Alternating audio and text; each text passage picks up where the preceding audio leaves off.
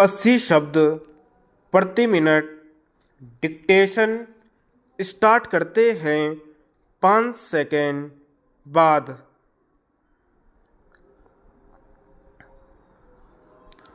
महोदय, विज्ञान एक रोमांचकारी विषय है। कोई नहीं जानता कि उसकी शुरुआत कहाँ से होती है और अंत क्या है।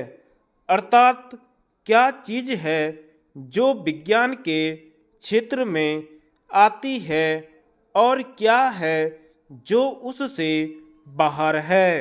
हमें अपने लोगों को यही बताना है कि विज्ञान का प्रवेश हमारे राष्ट्रीय और अंतर्राष्ट्रीय जीवन के प्रत्येक अंग में है।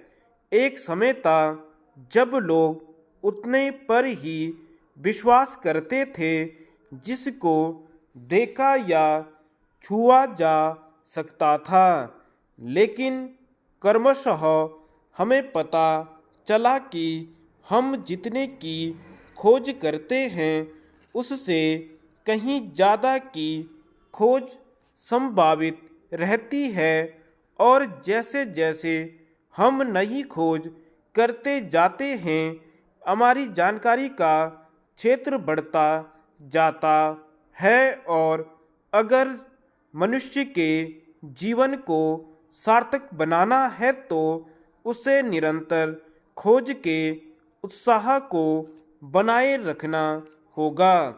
कुछ अनुसंधानों और उपलब्धियों का संबंध उच्चतर विज्ञान से है और कुछ का हमारी जनता की और हमारे राष्ट्रीय लक्ष्यों की तात्कालिक आवश्यकताओं से है। हमारे विश्वविद्यालयों में, प्रौद्योगिकीय संस्थाओं में और अनुसंधान संस्थाओं में बहुत से लोग काम करते हैं, लेकिन जैसा कि श्री हक्सर ने कहा है, समाज और समुदाय पर विज्ञान का समग्र प्रभाव वैसा नहीं होता जैसा होना चाहिए, बल्कि वह होता है जिसे हम चाहते हैं।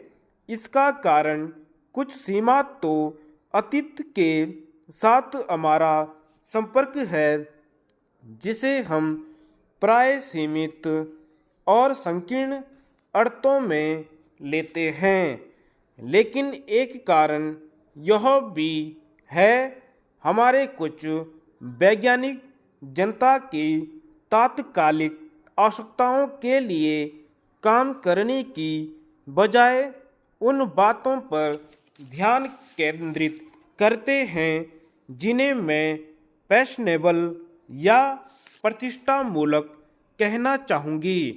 मैं ऐसे अनुसंधान के विरुद्ध नहीं हूँ, क्योंकि मैं जानती हूँ कि प्राय उसी में से तात्कालिक समस्याओं के समाधान भी निकल आते हैं, ठीक वैसे ही जैसे तात्कालिक विषयों का हल निकालने के क्रम में वैज्ञानिकों को प्राय महत्तर सत्यों और आविष्कारों का पता चलता रहा है। फिर भी हमें अपने विश्वविद्यालयों को दिशा दिखानी है, विशेष रूप से उन्हें यह बताना है कि वे उन चीज़ों की ओर और अधिक ध्यान दें जिनसे हमारी बहुसंख्यक जनता की स्थिति बेहतर बन सके।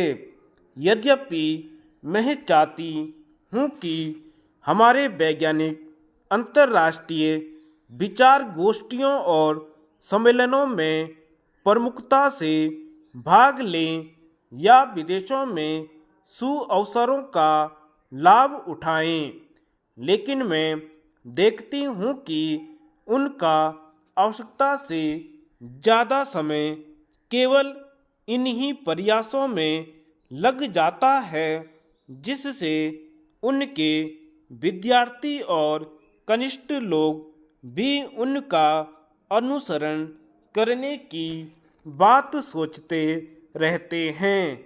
इसी से विज्ञान और वैज्ञानिक आवश्यकताओं के प्रति दृष्टिकोण में बदलाव आ जाता है।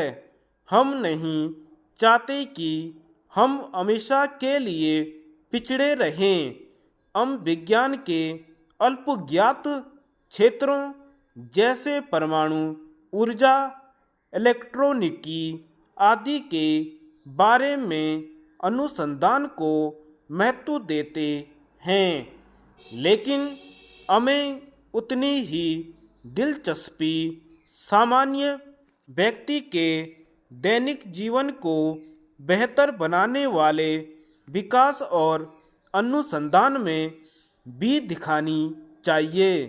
इस उद्देश्य से हमें ऐसी प्रक्रियाओं को विकसित करना होगा जो हमारी स्थानीय परिस्थितियों के अनुकूल हों। धन्यवाद।